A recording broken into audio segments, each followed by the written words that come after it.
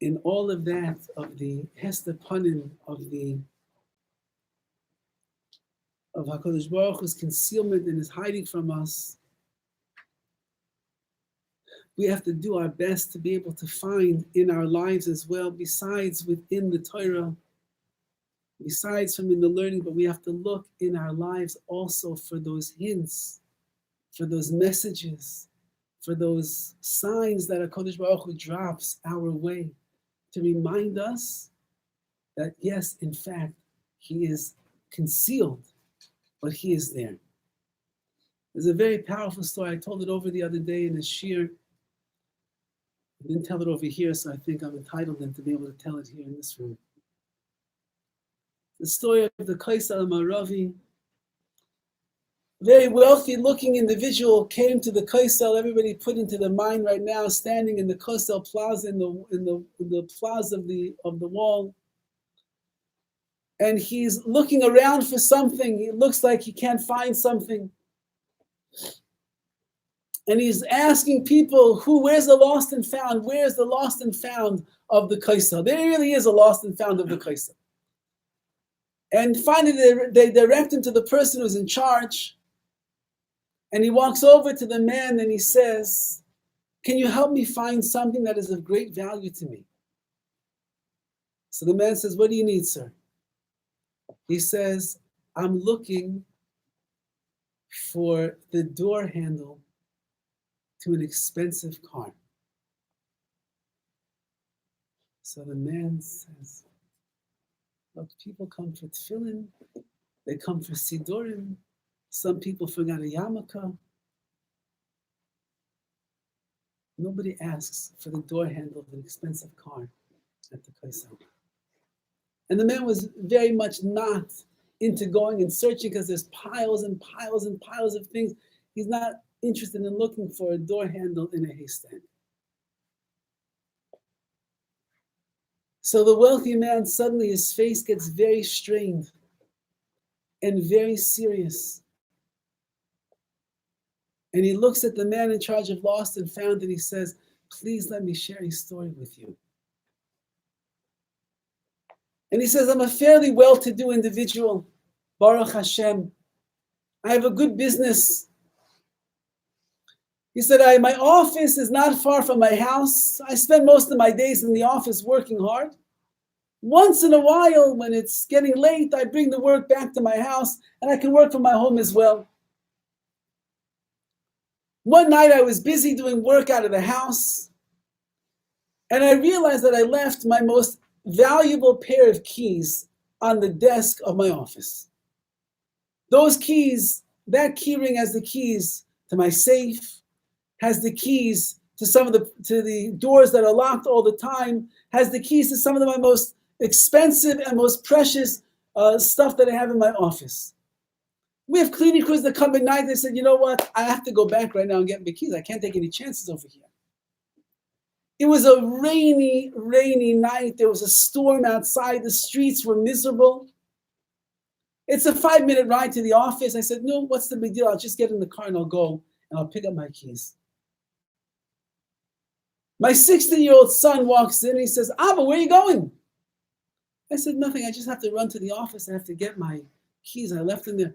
Abba, I just got my license. I'll go for you. Let me go. I told my son, look, you're a new driver. The storm outside, the roads are slippery. It's not safe to drive. You don't have enough control of the car. I'll go. You'll have plenty of time in your life to drive. Come on, Abba, please. I got my license only 5 minutes away. I'll go. I'll come right back. I won't even stop anybody. Please. And I argued with my son for a while, but you know how 16-year-old new drivers are. They're so persistent. I finally gave my son the keys to my car and I said, just go and come back and please drive carefully. It's really dangerous out there. 10 minutes goes by. 15 minutes goes by. He's not back yet. 20 minutes goes by. I start calling his cell phone. No answer.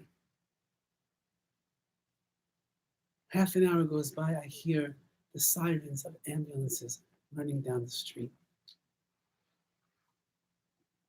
At that moment, I knew that my worst fears had come true. 10 minutes later, there's a knock on the door. I open the door and there's two police officers. The moment I see them standing there, I break down and I start crying. Sir, is your name? Yes. Is your son's name? Yes.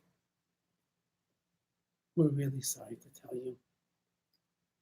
He lost control of his car. It slipped into the other lane and got hit by an oncoming truck. And the car was totaled on the spot.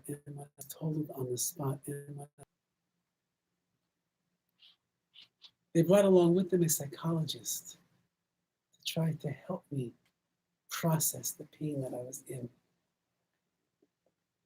And the psychologist said he should not go back to the scene of the accident. It's not going to be good for him. And I was adamant, I'm going back to the scene of that accident. I need to be where my son last was in this world.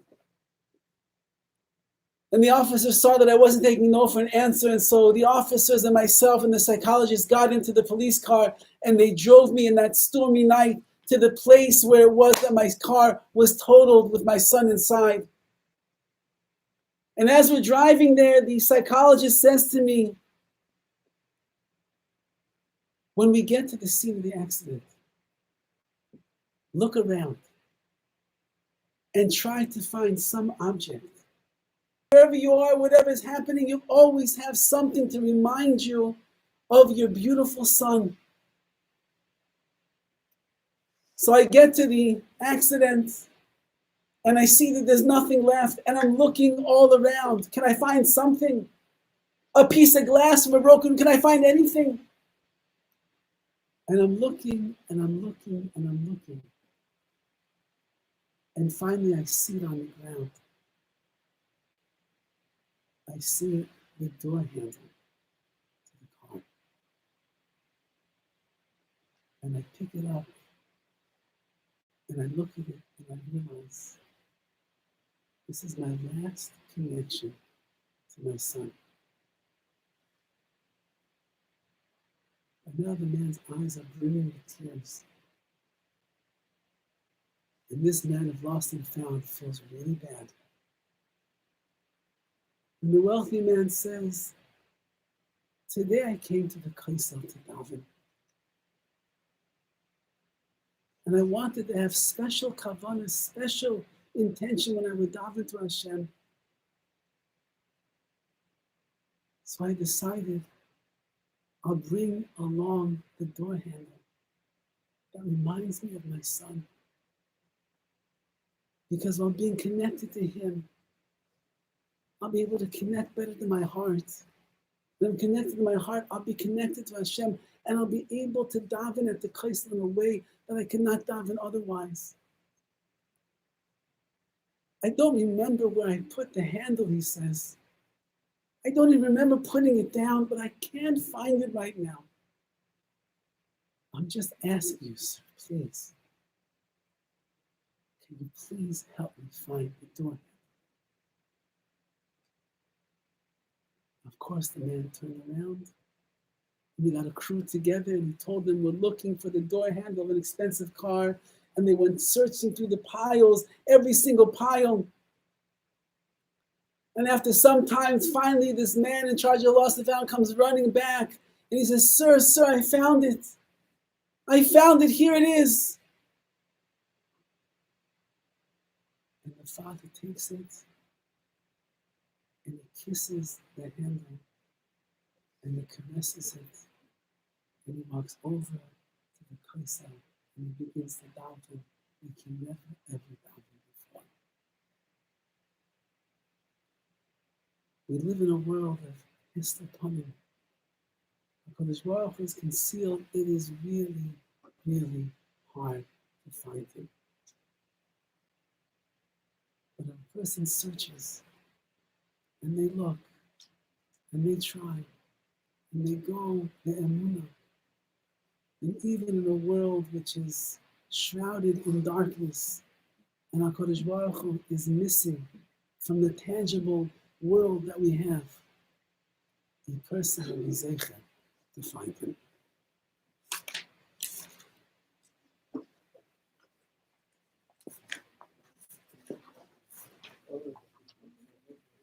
Good base.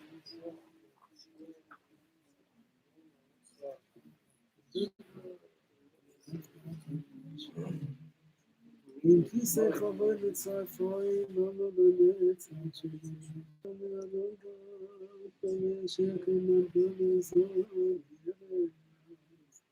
خد از میفای ماما لنزت سناس بیاد سالی میسادی زیبا بیدر آگاه من دیدی پای علیش باز انا مری مدی پای ماما لنزت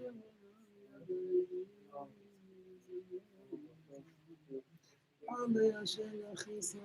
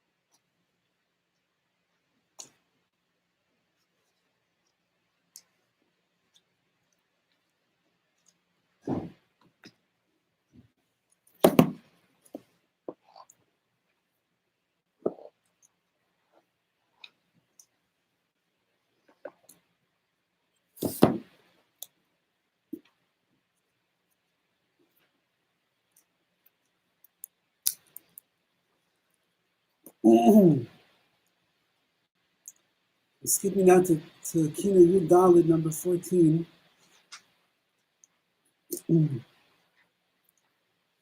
This is the famous Kina where the Python reveals to us that the word Eicha, Aleph, Yud, Chaf, Hey, is not the first time